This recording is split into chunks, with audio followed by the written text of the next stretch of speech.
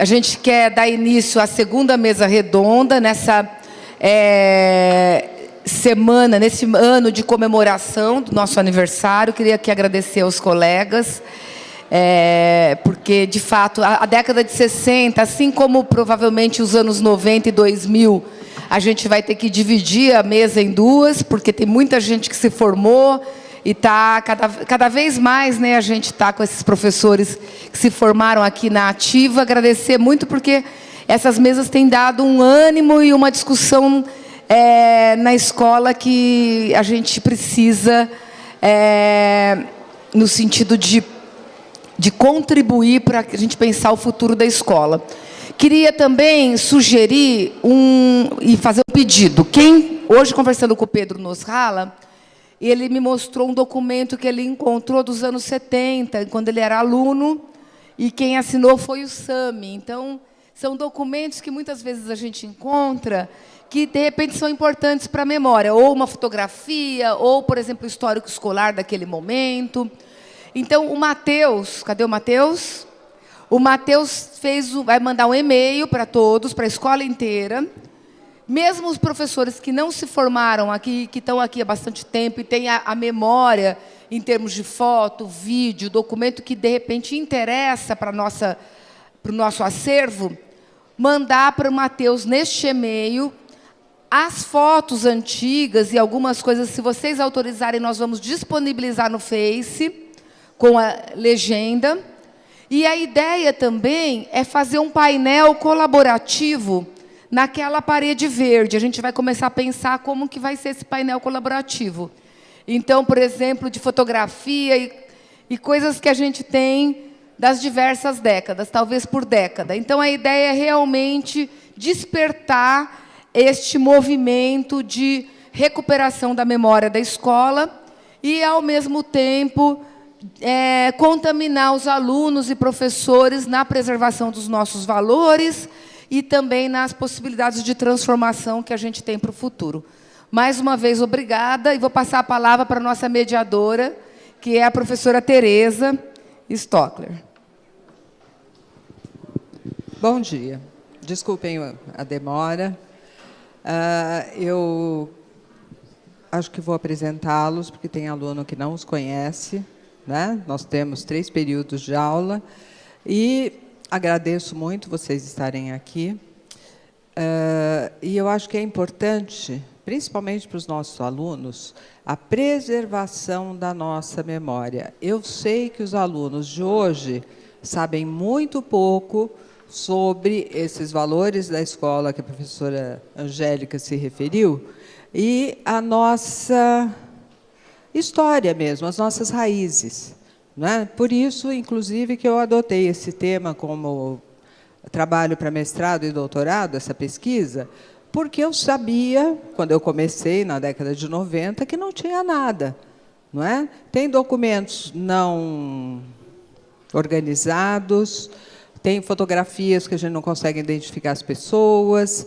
Então, se a gente realmente trabalhar isso e envolver os nossos alunos em relação ao orgulho que nós temos da escola, ao vínculo que a gente tem com a escola, ao gosto que a gente tem por estar aqui e por pertencer a essa história. Nós já pertencemos à história, né? Então, eu vou apresentá-los. Professor Flávio Marcondes, formado em 1966. Professor Lauresto, 1967. Juan Vilar, 68. E Ricardo Belpiede, 69. Certo?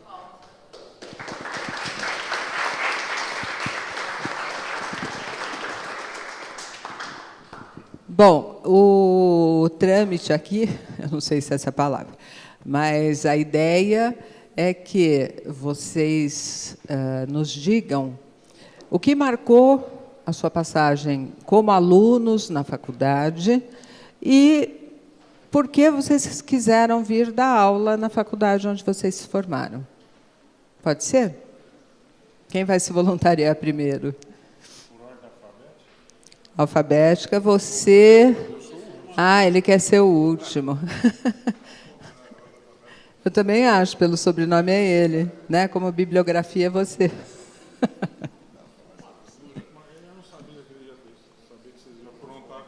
Eu não aprontei nada, eu só fiz uma pergunta. Essa era a pergunta? Era essa a pergunta. Não, eu tenho uma que é minha.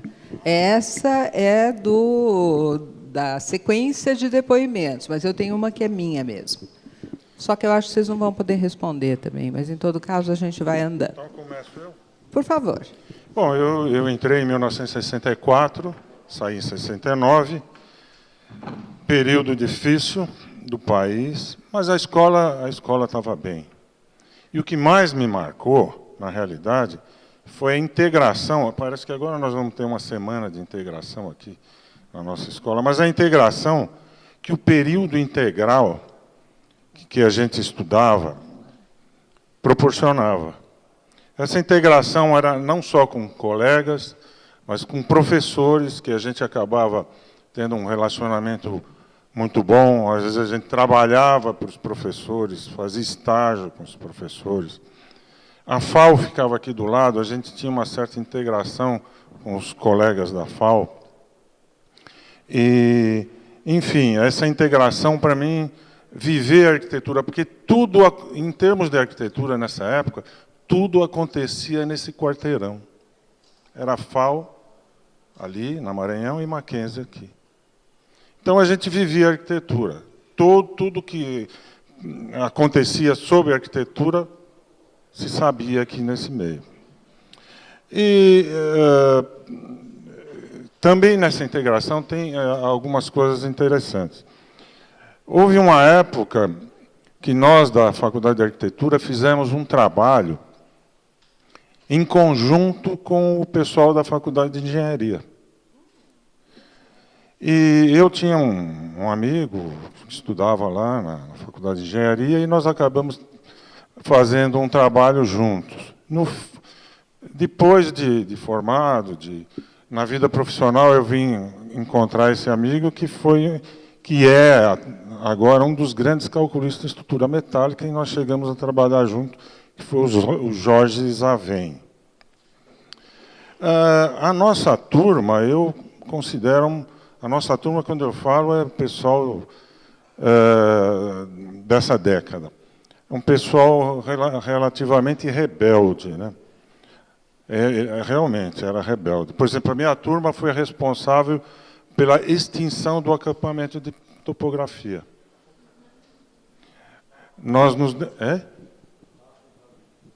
Então, nós nos negamos a fazer, foi no último ano, no 5º ano. Uma grande contribuição, eu diria. Não sei se é bom ou é mau exemplo para os alunos aqui, mas não é essa a nossa intenção. Mas a gente tinha outros relacionamentos também. Por exemplo, o professor Marcondes, que sabe melhor desse aspecto, tinha um relacionamento visual com as alunas do curso de secretariado. Elas tinham... o curso delas ficava lá na outra ponta, mas elas vinham passar aqui na nossa frente para tirar o nosso sossego. Eu não sei. Bom, o professor Marcondes sabe melhor desses aspectos. Muito dó de vocês, sabe?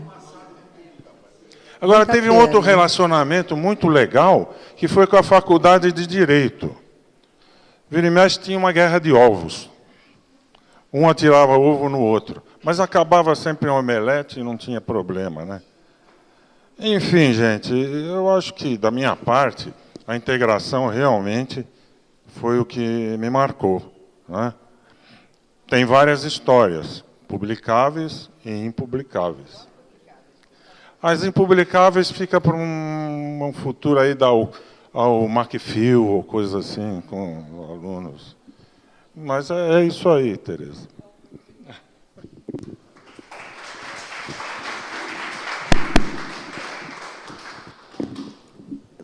Seguindo a ordem aqui da mesa, né? Esse papelzinho eu aprendi a pôr aqui. Não, falar da minha época aqui.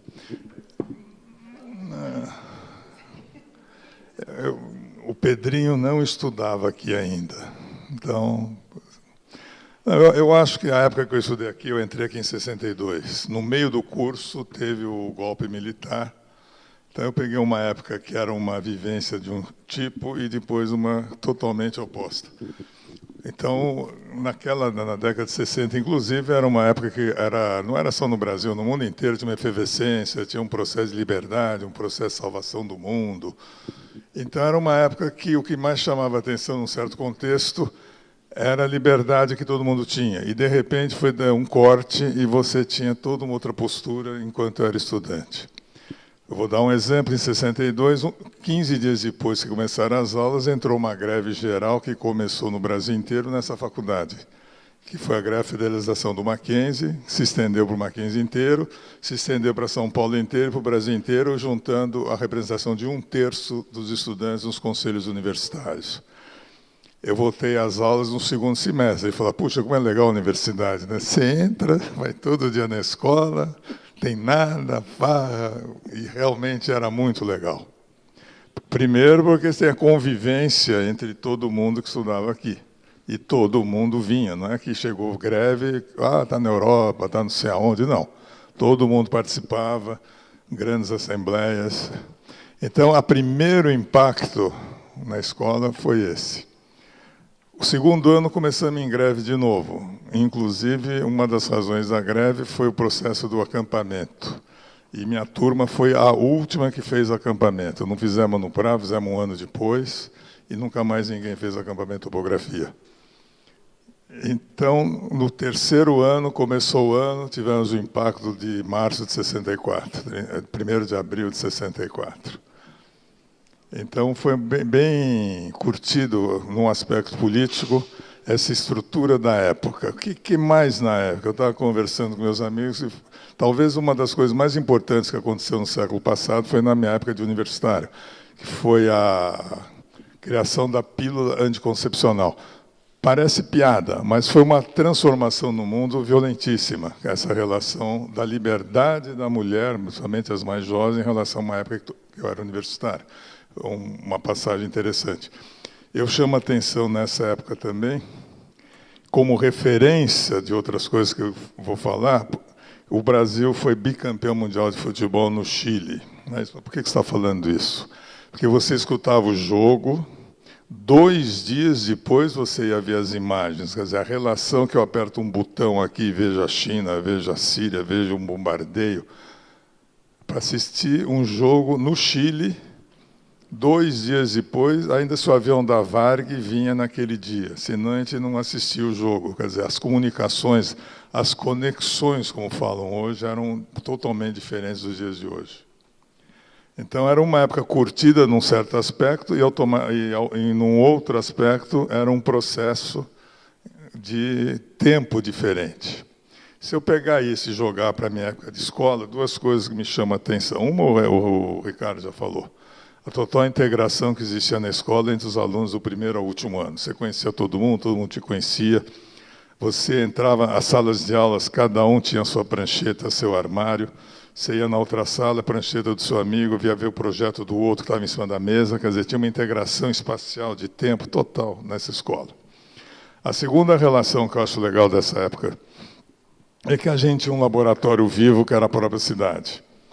O professor de mecânica do solo falava, vamos à obra. A gente ia a pé num prédio em obra aqui no bairro.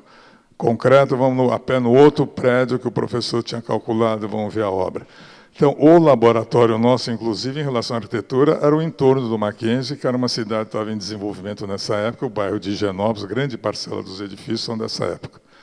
Então, a gente teve uma vantagem que hoje é mais difícil, que o nosso laboratório, além dos que tinham internamente do Mackenzie, principalmente na parte da engenharia, a própria cidade era um laboratório dos estudantes de arquitetura na época.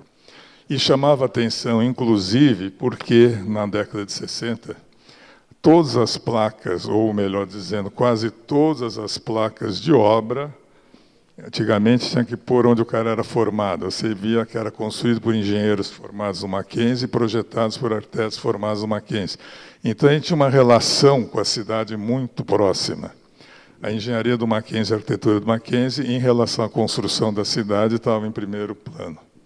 Isso era importante, porque a gente vivia num contexto de um colega falava, puxa, vi uma obra do Milan, a gente pegava e ia visitar a obra. Vimos uma obra do Paulo Mendes da Rocha, a gente ia lá. Viu uma obra do Chico Petraco, a gente ia lá. Essa foi combinando, não. É que eu fui estagiário dele. Quando eu era estagiário dele, tinha uma casa em obra em frente à Daslu, lembra? Rua Domingos Leme. Voltando, para não perder o fio da meada, outra coisa que chamava atenção nessa estrutura da escola é que praticamente todo mundo fazia arquitetura, curtia fazer arquitetura. É uma coisa que eu não sei se hoje a gente sente esse rebatimento ou não. Mas todo mundo na minha classe e outras classes, você via que o cara curtia arquitetura. Eles estavam aqui pela arquitetura, para fazer arquitetura, estudando arquitetura. A gente, como foi falado outro dia, mesmo pelo pessoal também dos anos 60, o período era integral. A gente vinha de manhã, voltava à noite, e às vezes tinha aula à noite. Às vezes não tinha aula no meio do dia, a gente ficava por aqui. Quer dizer, era toda uma relação relacionada com a arquitetura e com o processo, inclusive, político que tinha por trás de tudo isso. Isso é só para um lembrete aqui, porque a gente não guarda mais tudo. É, mais ou menos. Eu vou...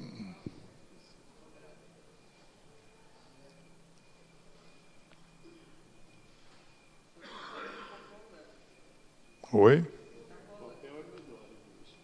Não, mas...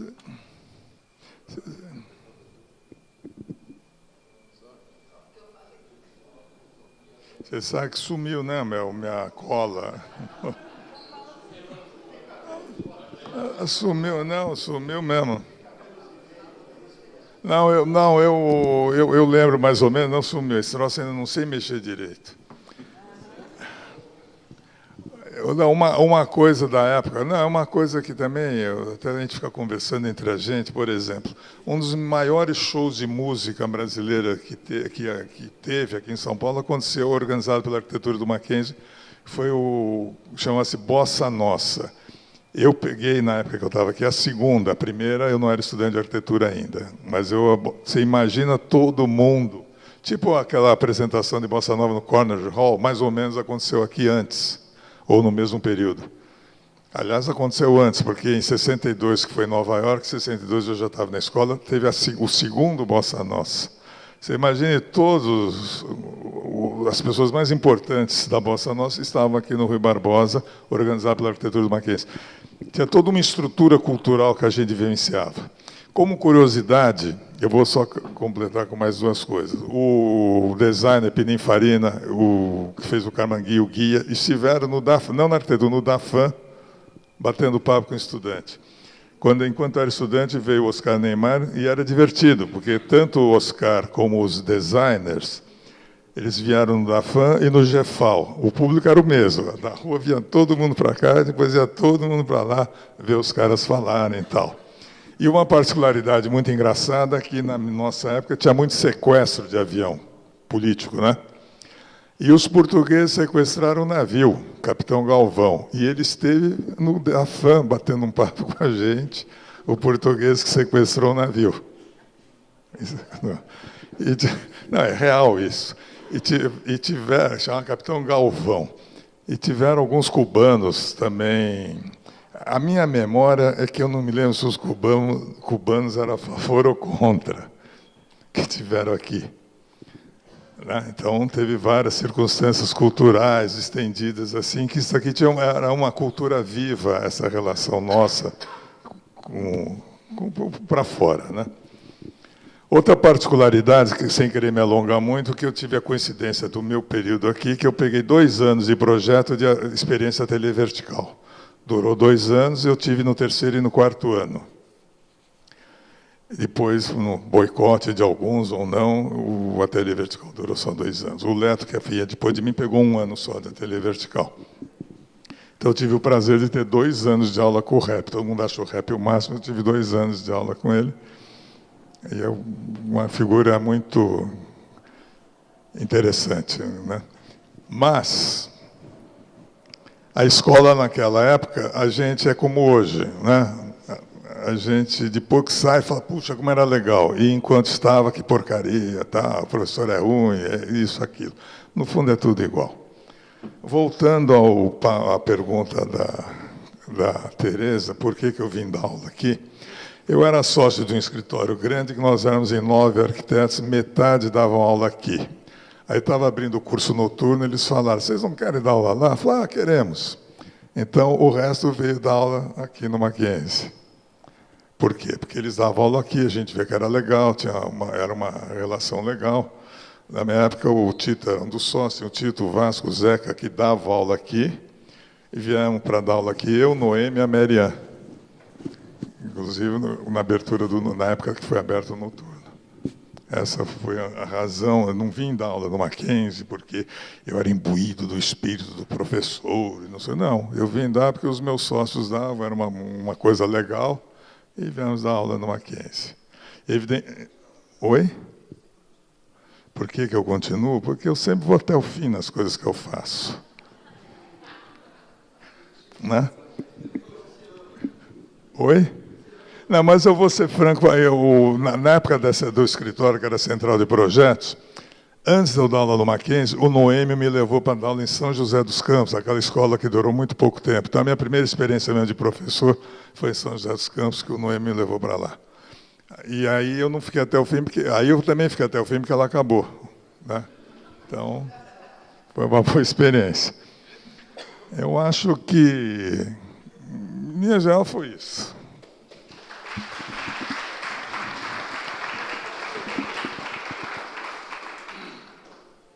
Eu não preparei nada.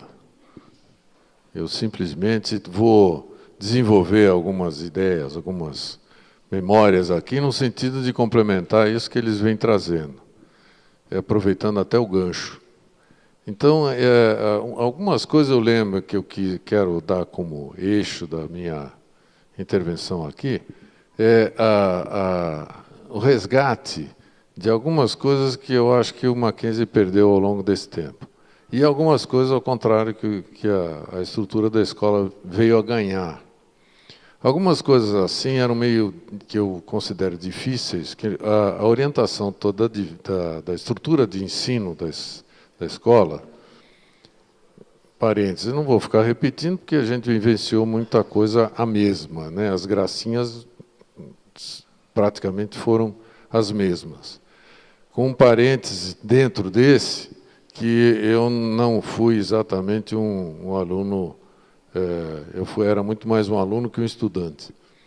Eu não era muito chegado a grandes participações, eu tinha uma certa rebelião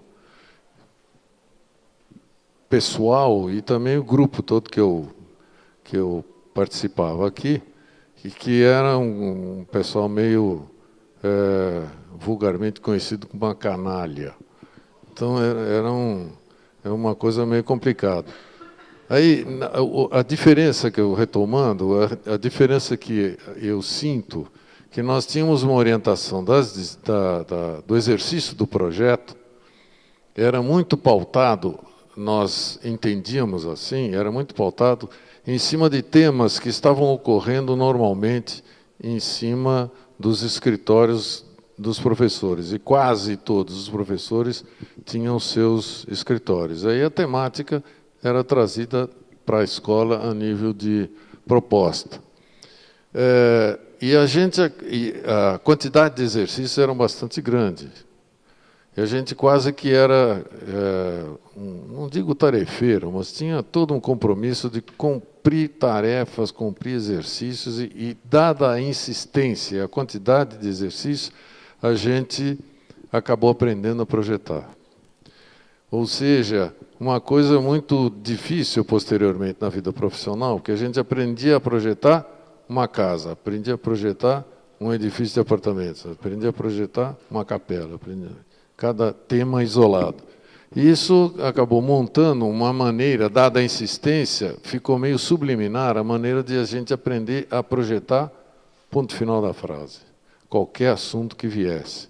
Isso me foi muito útil, posteriormente, no início da vida profissional, que eu fui trabalhar na prefeitura de Mogi das Cruzes, na área do planejamento lá, e, por razões que eu desconheço, me incumbiram também de fazer uma série de projetos. O primeiro deles foi uma subdelegacia local no distrito de Itaiaçupeba. Quer dizer, como é que esse exercício, o exercício todo que nós tivemos aqui na escola, pôde me favorecer no exercício de projetação de uma cela de presídio ou de uma sala de armas ou coisa assim. Então, quer dizer, a gente aprendeu, de uma certa maneira, a improvisar e descobrir os caminhos a partir da sequência de exercícios que a gente teve aqui.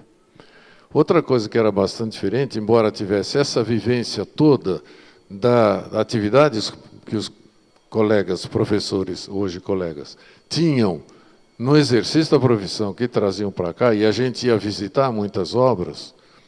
Um parênteses, eu fui visitar o edifício do hoje Banco Itaú, na época era Banco Sul-Americano, na esquina da Peixoto Gomes com a Paulista.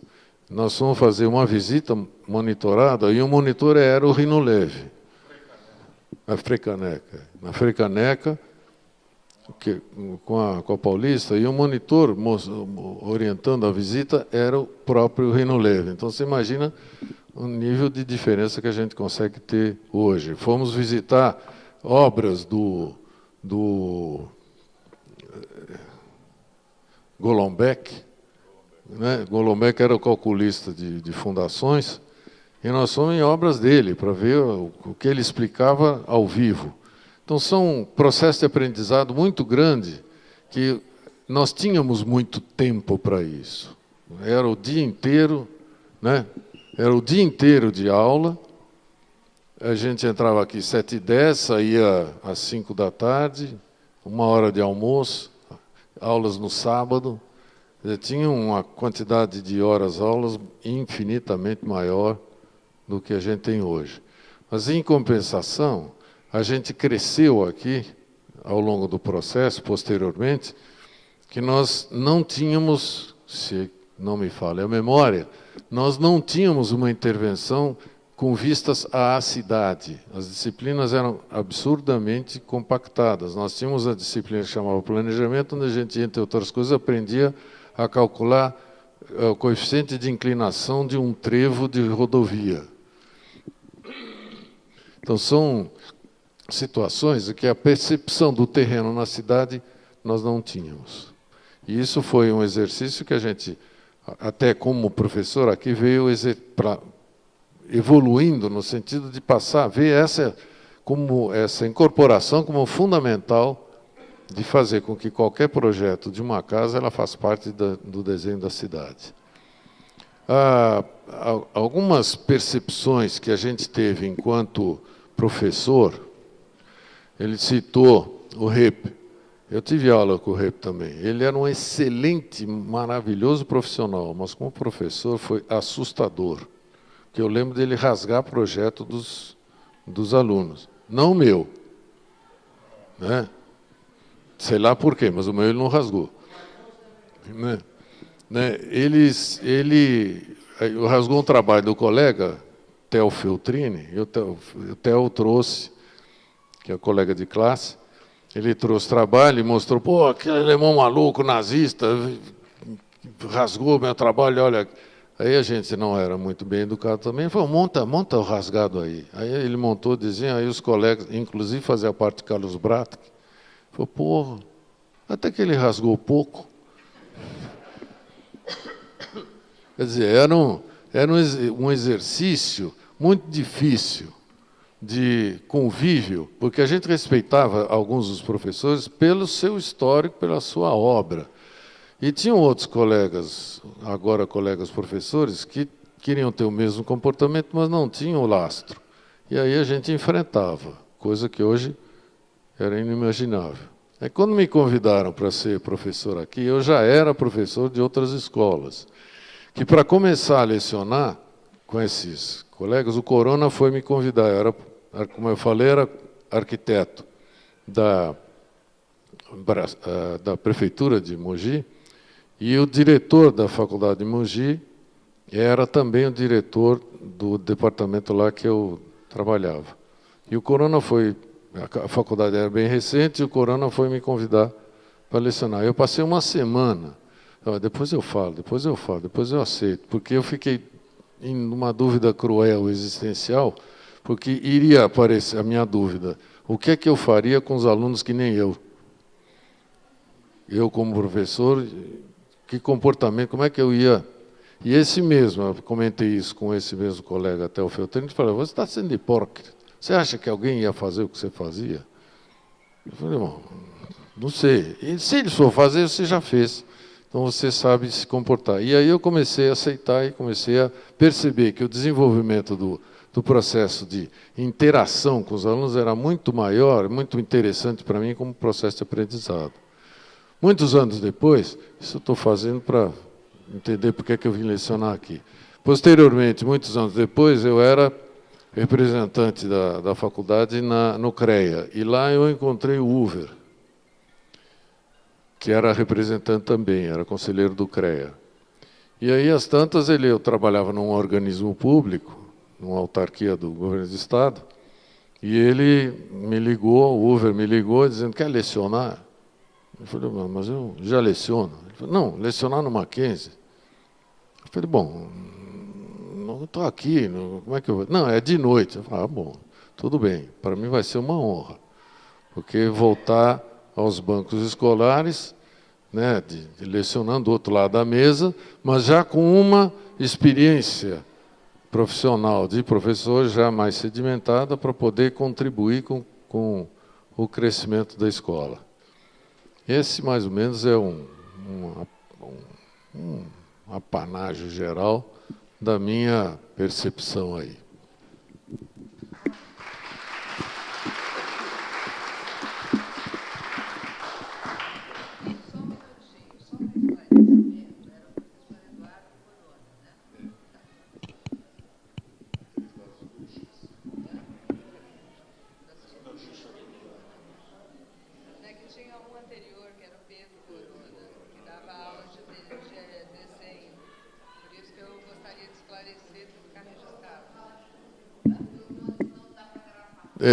Então, a Tereza pediu, eu queria esclarecer que eu citei o Corona, é o Eduardo Corona, não o Pedro Corona, que é o professor que eu não cheguei a pegar aqui. E o Eduardo também não, porque ele foi expulso da faculdade pelo movimento de 64.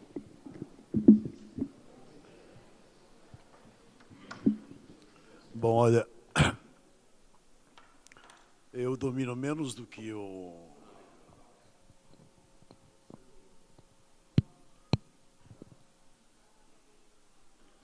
Nem me atreveria a gravar no celular qualquer coisa e escrever. E essa folha de papel eu comecei a escrever há 15 dias atrás.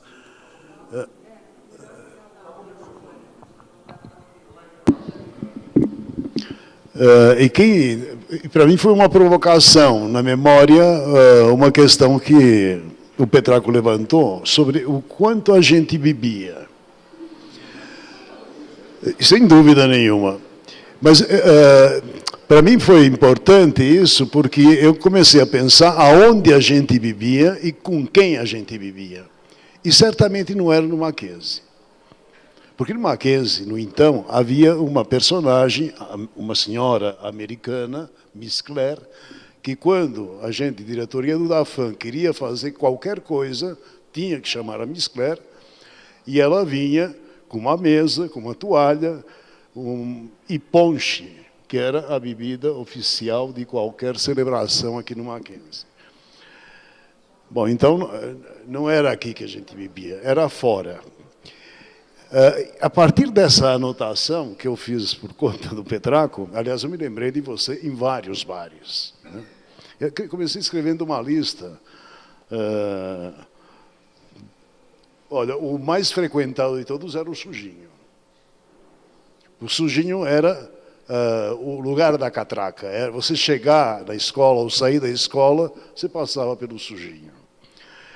tinha a quitanda. A quitanda ficava na Doutor Vila Nova, e aonde muitas vezes o Chico Buarque e outros da música tocavam e cantavam na quitanda.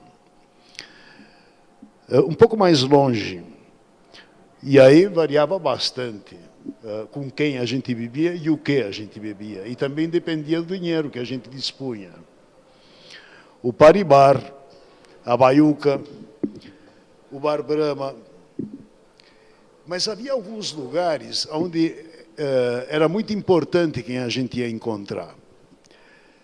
Um lugar que eu lembro, aliás, tudo isso, eu nem sei se estou falando coisas que de fato são verdadeiras, ou se eu estou contando mentiras, porque qualquer memória, no fundo, na medida em que a gente revisita a memória ao longo da vida, muitas vezes, ela recebe, queira ou não, uma certa interpretação.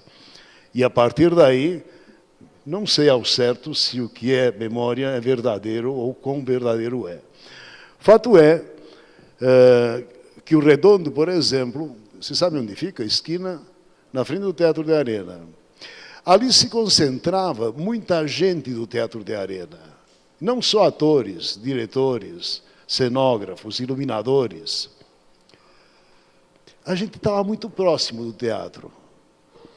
A minha geração e as pessoas com as quais eu convivi muito. Lembro da gente ter participado no Rei da Vela. Eu listei aqui. Na Vida Impressa em Dólar, Pierre Guinti, Os Fuzis da Senhora Carrar, Quem Tem Medo de Virginia Woolf. Muitas peças dessa época. E havia muitos estudantes de arquitetura, havia muitos de nós envolvidos nas questões, no mundo do teatro.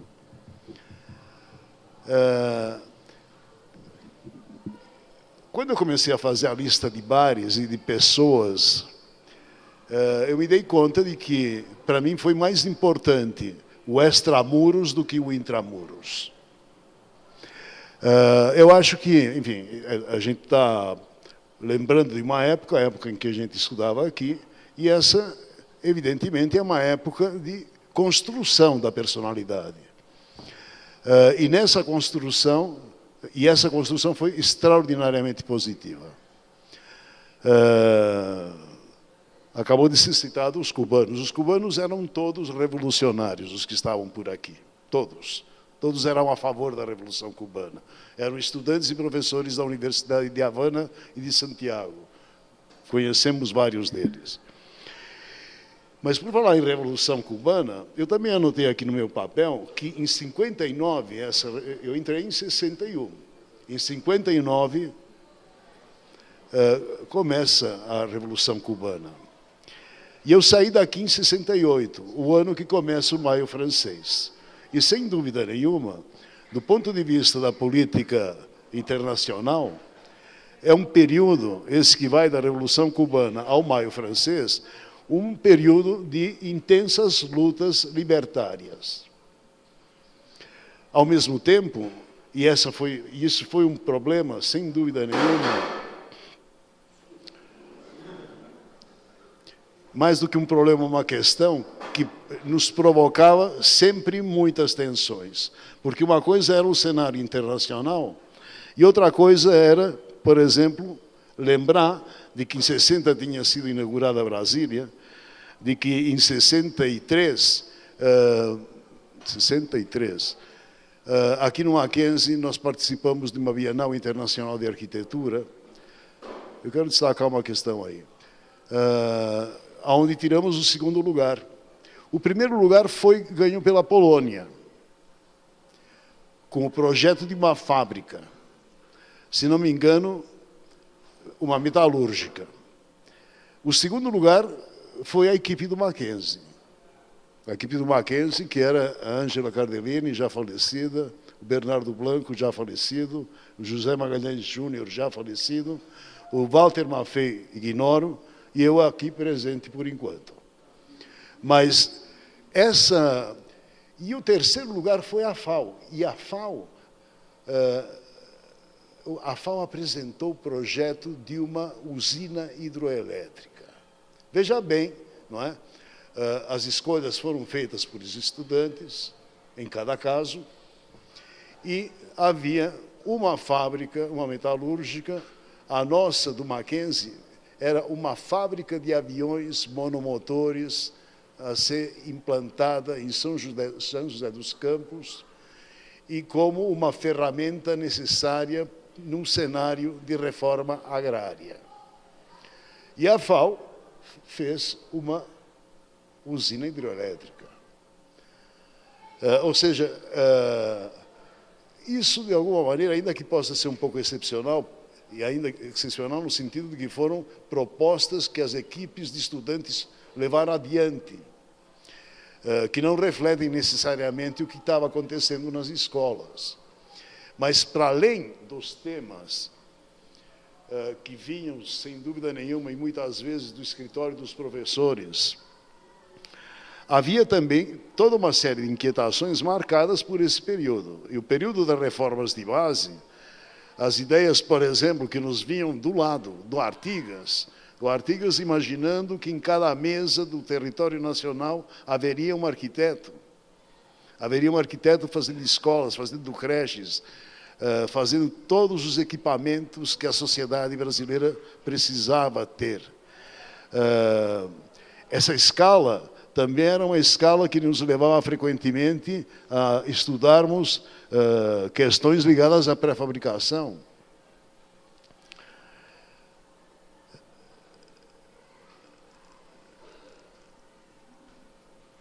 Ao mesmo tempo, havia a questão exterior, a questão externa.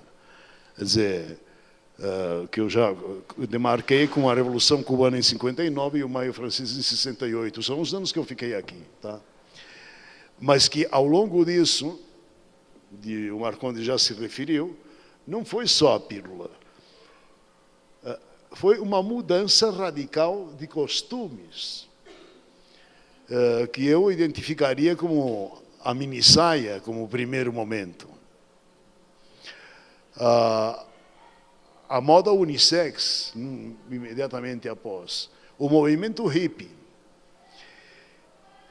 a pílula, e tudo isso com música dos Beatles, no plano internacional. Tá? Nós, entretanto, tivemos aqui a ditadura militar, isso é em 64, ela foi marcante indiscutivelmente, e isso vem se repetindo nessa mesa em vários momentos. E ele foi recrudescendo, e em 68 nós tivemos o AI-5. O AI-5 que definitivamente colocou fora de jogo sindicatos, partidos políticos, e aonde a perseguição e a repressão foi fortíssima. Dessa época, eu morava aqui na General Jardim. Foi meu primeiro apartamento de solteiro, já no fim da faculdade. Os zeladores dessa época, eles tinham mensalmente que informar ao Departamento de Ordem Política e Social, ao DOPS, os movimentos dos moradores do edifício. E um bom dia o meu zelador falou, olha, você está marcado. Na mesma semana, o cônsul da Espanha me chama com horário marcado, e quando eu entrei na sala dele, ele tinha uma mesa com um tampo de vidro desse tamanho, eu vi a minha vida em xerox. Ele tinha recebido um dossiê do DOPS. Uma semana depois, eu estava fora. Esse período fora também foi muito importante, de alguma maneira ele, num processo de construção mesmo, de mim mesmo. O que é? Em que ano foi? Isso foi em... deixa eu ver. Imediatamente depois da formatura. Isso foi em 70. Tá? Acho que não vai dar. Os 10 minutos já passaram, né? Bom. Eu deixei para trás uma questão que me parece muito importante, que é a dos bares. Rapidamente passei pelo teatro, e era uma coisa que nos envolvia há muitos aqui na escola. O Sami está lá me ouvindo, e sabe perfeitamente bem em que, aliás, gente com a qual você tinha escritório, no Vermelhinho da Maria Antônia, era esse o nome, não é? Laon Ticlava, Raimundo, Aaron Cohen, todos eles estavam, em parte, mobilizados nas ações do teatro. Isso tinha uma abrangência para o cinema, e tinha uma abrangência muito grande também para as artes plásticas. A quantidade de arquitetos contemporâneos ou mais velhos e mais jovens também que estavam nesse universo das artes plásticas é muito grande. A lista começa com Flávio Império, Birajara Ribeiro, Samuel Spiegel, Maurício Nogueira Lima, enfim, a arte concreta. Eu queria dizer que havia e que esses públicos se misturavam nos bares, ou seja, que não havia bares só de gente de teatro, ou só de gente de cinema, ou só de arquitetos. Frequentemente essas pessoas se misturavam. E havia uma questão comum, que me parece importantíssima para a época, em que nós nos sentíamos partícipes de um processo de construção de uma identidade nacional. O famoso Projeto Nacional do Vila Nova Artigas, que era um projeto da esquerda brasileira e muito particularmente do Partido Comunista Brasileiro. Essa intelectualidade, chamemos assim, tinha essa preocupação com a cultura do país. E nessa nós estávamos também engajados. Eu sinto muita falta disso, muita, até hoje.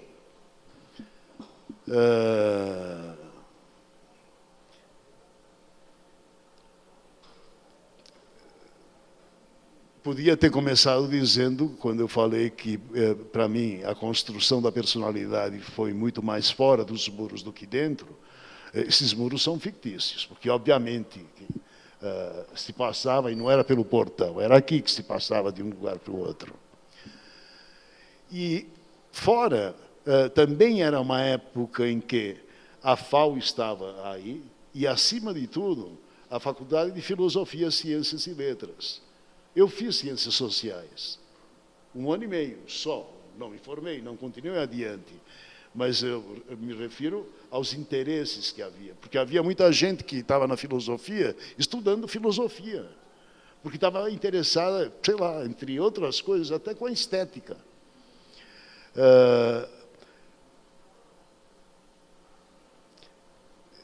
Eu vejo o mundo, nesse período, muito assim.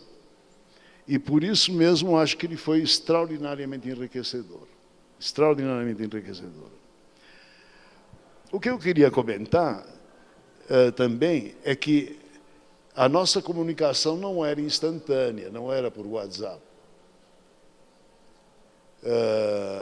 Ela era, por outro lado, muito mais coletiva, muito mais plural e muito mais intensa, porque nos bares.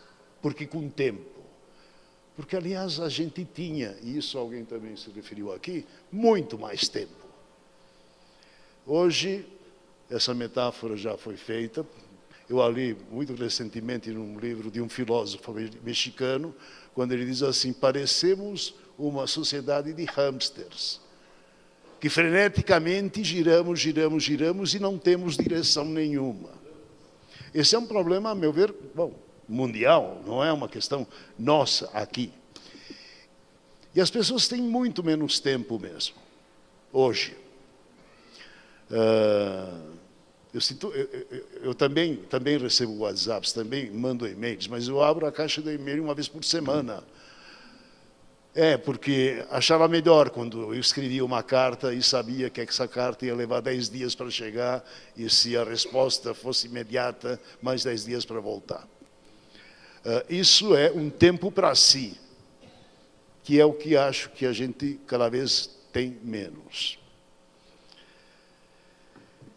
E uma última questão é o seguinte: apesar de que as mudanças foram extraordinárias, Eu estou me referindo, nós estamos falando de um período de mais de 50 anos. Ainda que as mudanças foram muito grandes, a meu ver, a escola é o que menos mudou. Porque a escola ainda continua trabalhando com temas de arquitetura. A escola continua ainda sendo uma escola de belas artes. Ela ainda é demais, Beaux-Arts. E não só os temas. Os temas, o programa, o terreno, nem sempre o lugar. E ainda, apesar da última reformulação do plano de ensino, apesar do imenso esforço feito há 3 anos atrás, acho que é isso, 3 anos, ainda, de alguma maneira, um grande conjunto de disciplinas, principalmente todas as técnicas, elas estão absolutamente divorciadas das de projeto.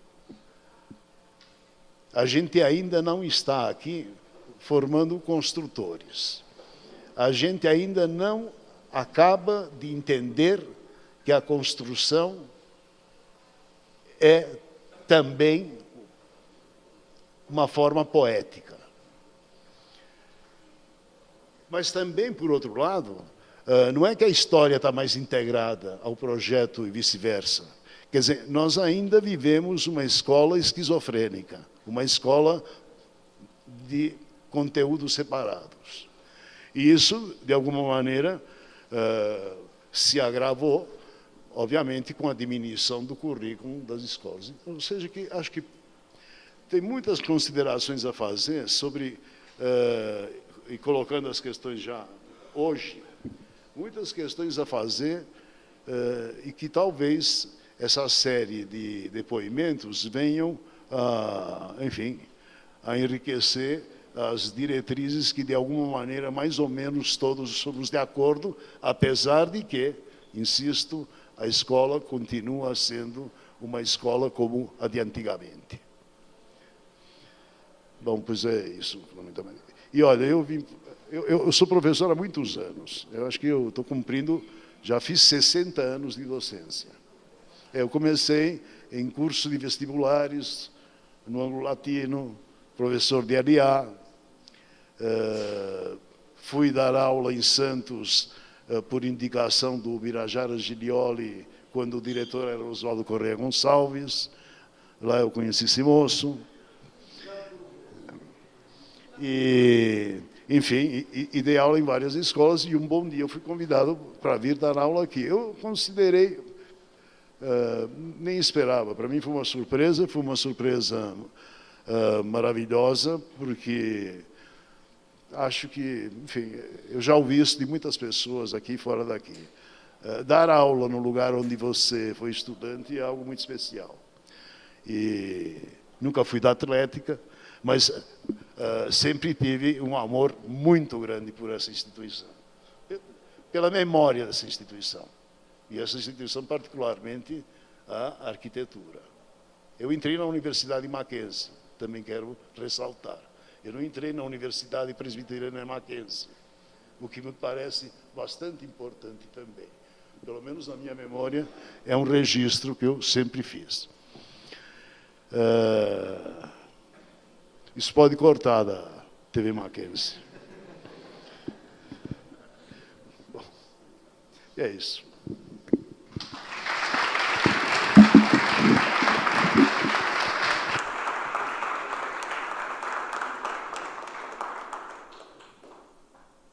Nós temos tempo para mais uma pergunta que eu queria fazer para eles? Você quer fazer primeiro? Mas quem está sentado aqui sou eu, né? Desculpa. Porque isso tem a ver com a pesquisa que a professora Eunice e eu temos feito e com os relatos que a gente tem tentado reunir de pessoas que se formaram aqui, né? Eu tenho muita curiosidade em saber por que as pessoas que estudaram aqui, desde a década de 30, isso já acontecia. Eu tive a mesma questão, e também eu não sei de onde vem, essa admiração que a gente tem pelo Frank Lloyd Wright. De preferência, os mackenzistas querem saber, se interessam, foram até Taliesin para visitar, ver como é que era o Miguel Forte. O professor Vicente fez o mestrado dele a respeito do Frank Lloyd Wright. Eu saí daqui fascinada por ele, realmente não sei porquê.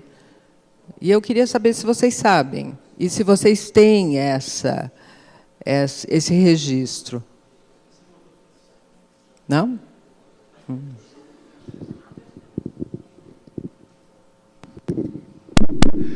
Não é bem respondendo o que você falou, mas me chamou a atenção uma coisa que é interessante. Na minha época, de 62 a 66, toda a formação da gente era meio baseado no lado do Frank Lloyd Wright e no lado do Corbusier, passando assim de raspão pelo Mies, pelo Louis Kahn. E era bem simplista o que eu vou falar. É um conteúdo que não é um conteúdo, é uma afirmação de época. Na faculdade era muito claro uma confrontação assim, à esquerda e à direita, na época, porque era bem definido lá na década de 60. E um pouco a arquitetura do Frank Lloyd, quem gostava dela, eram os caras de direita. E no Corbusier, os caras de esquerda, independente de analisar as pessoas. Não, na minha época era assim mesmo. E pegando um gancho que ele fala das comunicações, tinha um outro problema nessa época. Acontecia alguma coisa fora do Brasil, um livro, alguma coisa, demorava, às vezes, anos para a gente tomar conhecimento do que estava acontecendo fora nesse sentido da arquitetura.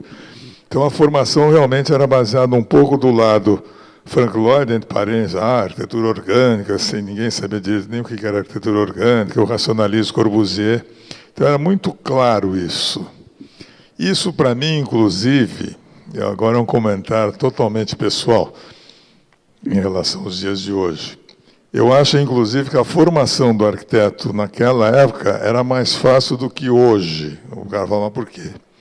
Porque a gente tinha uma referência muito fácil de enxergar, a referência nossa é muito clara.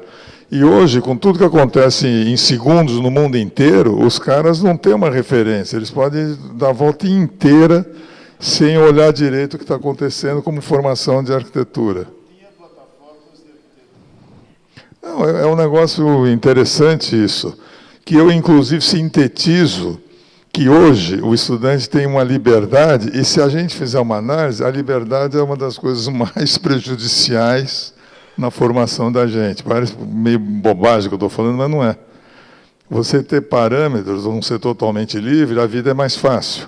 Você enxergar uma liberdade enorme, a vida se torna muito mais difícil.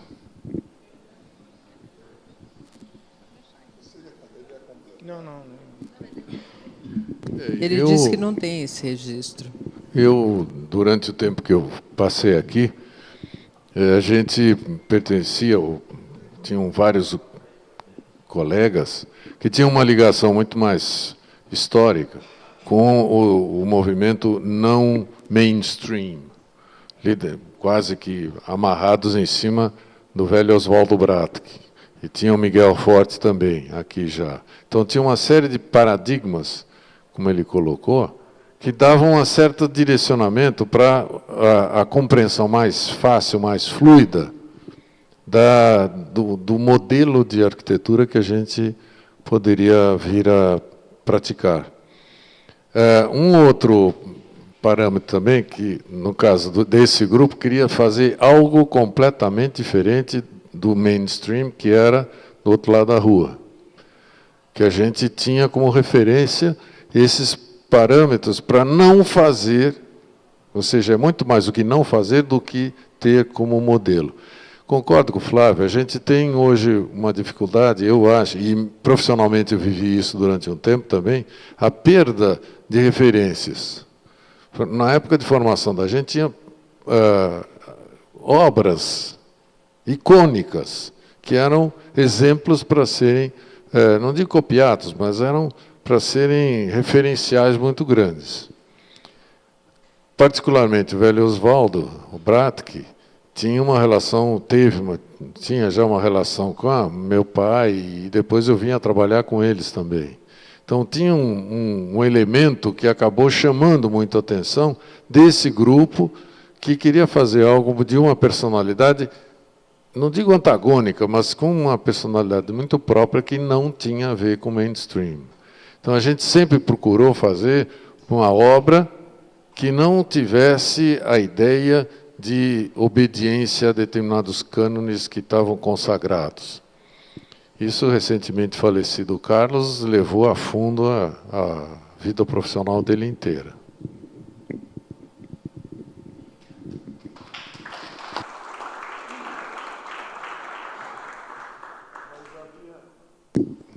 Sempre houve gente de esquerda que gostou do Frank Lloyd Wright. Eu, por exemplo, nunca fui tão esquemático assim. Não é? Eu, durante muitos anos, até hoje, de alguma maneira, tenho uma certa rejeição à abstração total e, principalmente, se feita com concreto. Tá? Muito cedo eu me aproximei do tijolo. E havia ótimos arquitetos trabalhando com tijolo, e tanto no campo, digamos, do organicismo wrightiano, como no campo mais abstrato, que deriva, em parte, do Le Corbusier. Enfim.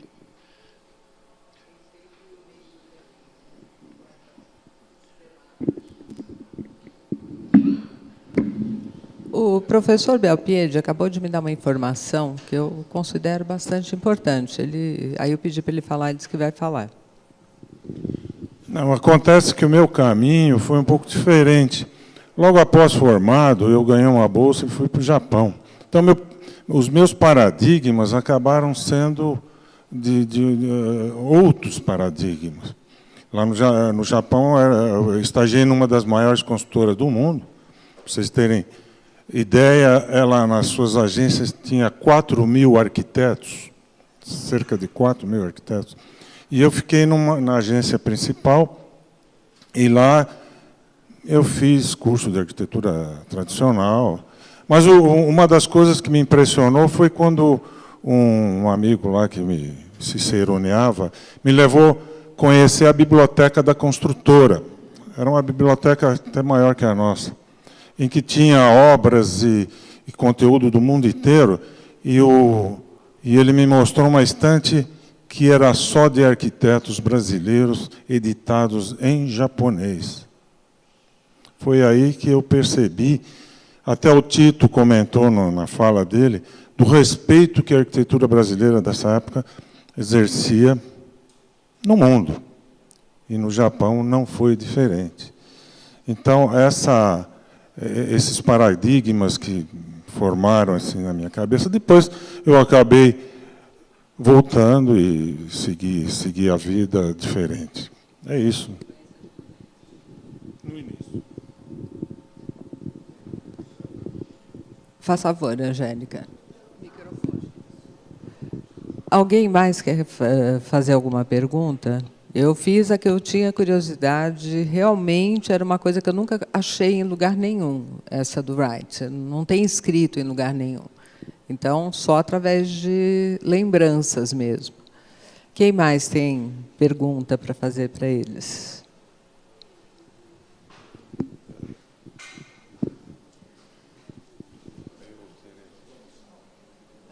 Não, essa pergunta não pode. Desculpa, mas temos aqui um pouco de censura, engraçadinho.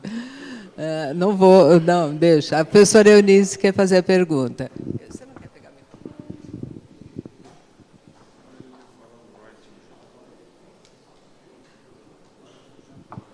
Primeiro, eu queria agradecer as exposições de vocês. Os depoimentos foram muito tocantes e muito importantes.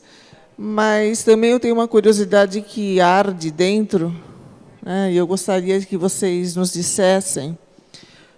Primeiro, o que a faculdade, a passagem de vocês por aqui, significou? E no caso, por exemplo, do Vilar, ganhou um concurso, né, uma equipe, no início dos anos 60.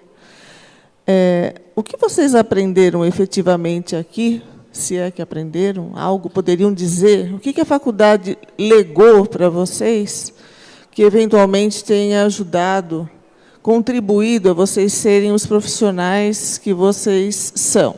Tá? Obrigada. Então, a pergunta está dividida em duas partes. O que a faculdade significou para vocês? E o que efetivamente vocês aprenderam aqui? E se tem algum professor, por exemplo, que marcou essa passagem por aqui? Obrigada.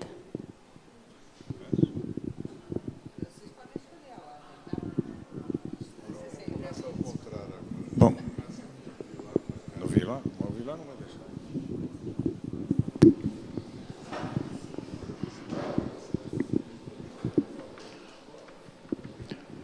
Olha, eu entrei na faculdade como, sei lá, um pouco mais tarde. Eu tinha 18 anos, não tinha 16 ou 17, tinha 18 para 19. O Mackenzie foi o que é uma universidade.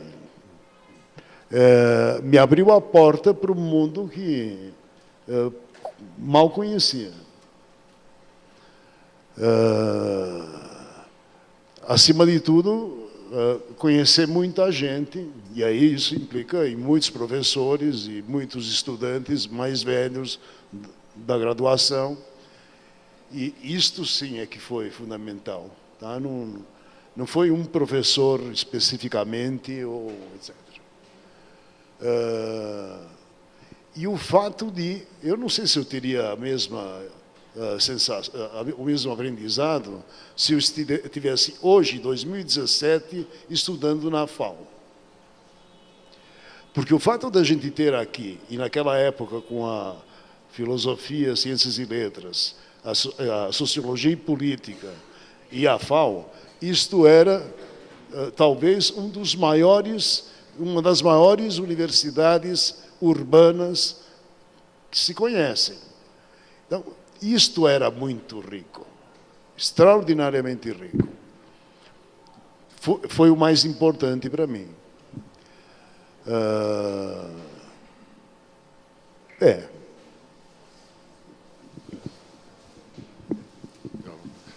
A minha resultado, digamos, na sua resposta, à sua pergunta, pode se resumir numa resposta só. Mackenzie, de alguma maneira, a escola aqui me resultou aprender a pensar. Não só a questão da arquitetura, mas como da própria vida, da relação com as pessoas, né, com o crescimento pessoal, diferente do que o Vilar alega, entrar com 18 anos ou 19, naquela época também era bem jovem.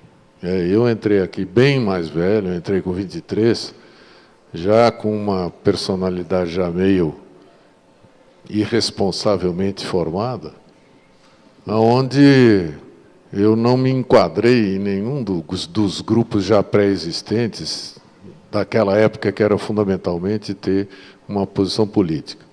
E a minha posição política era de anarquia, mas não anarquia ideológica, anarquia zorra. Né? Eu queria ver mais o circo pegar fogo. Isso aí. Né? Então, era completamente uma atitude completamente diferente. Então, eu não conseguia, e eu tinha também entrado na faculdade recentemente, participado de uma eleição. Eleição para governo, política. E eu tinha participado da eleição propriamente dita. Cansei de ver as pessoas que fazem até hoje a venda de votos.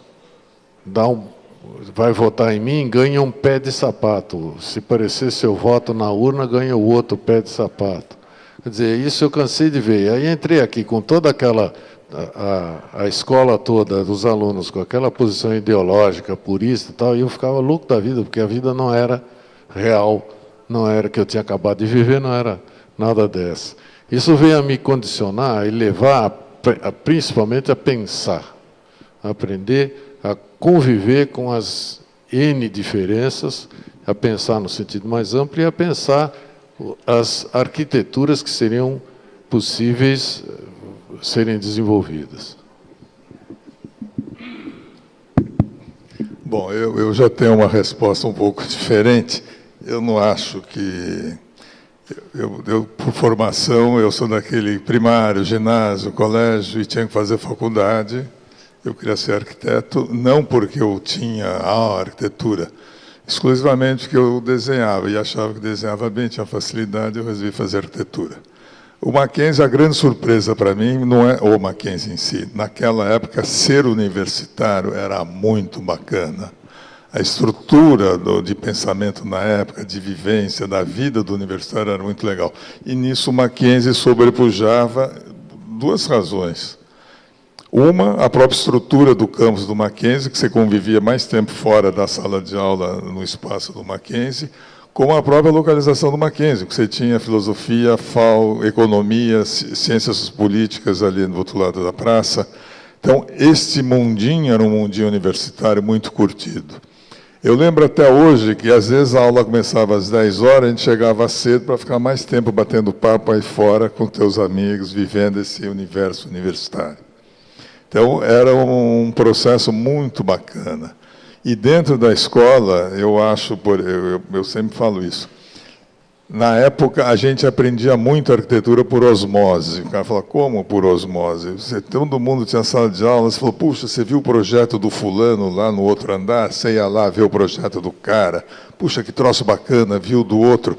Você tinha um processo de integração, eu digo, até no sentido de você estar no aprendizado. As pessoas falam, você viu o trabalho que fulano está fazendo? Você ia na sala do cara olhar, falou que bacana, tal. Então, era um mundo muito curtido. Eu acho que, se a gente dá o exemplo, eu fico imaginando hoje, uma comparação com hoje, não vou comparar com os anos 80, não sei. Mas você virar e falar, não tem aula 10 dias, vai todo mundo para a praia, não sei onde. A gente, em greve, vinha todo dia para cá, vinha fazer mais tempo sem fazer nada, brigar, discutir, a gente vinha. Então, era uma participação na vida, inclusive na vida da cidade, eu acho. Porque a gente frequentava o bairro, e a cidade era aqui. Hoje a cidade deve ser lá na Berrine, Vila Olímpia, não sei onde, mas na minha época de estudante, a cidade era aqui. Eu nunca esqueço um dia que nós saímos daqui da escola, nunca esqueço. E fomos até a Praça da República ver a marcha com Deus e com a família pela liberdade. Aí um colega nosso falou, oh, minha mãe, minha tia. É história real. Era bem divertido. Isso era o Mackenzie, essa estrutura do lugar, como bem diz o Juan. Bom, para mim, a faculdade marcou, como os colegas estão falando, da mesma forma, mas eu queria fazer justiça a um personagem. Já que perguntaram de personagem, acho que os colegas não têm memória nenhum personagem, mas eu tenho.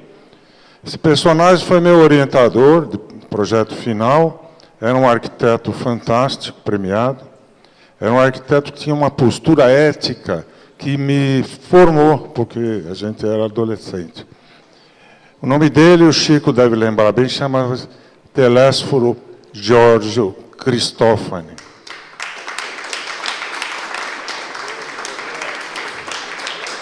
Vai dar lágrima nos olhos do Chico, não vai? Pois é, esse personagem foi meu orientador e foi uma figura que me marcou muito como aluno da Faculdade de Arquitetura Mackenzie.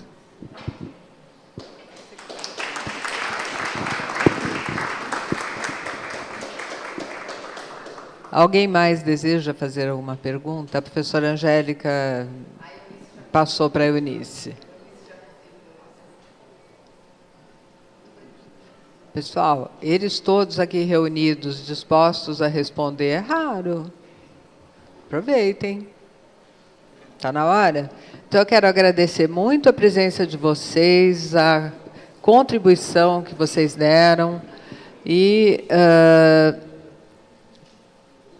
como pesquisadora e participante dessa faculdade, Eu admiro muito as pessoas que dão continuidade ao nosso trabalho, né? Então, você estuda, também é trabalho. E aí você volta para continuar exercendo esse ofício, né? E contribuindo para a formação das outras gerações. Agradeço muito.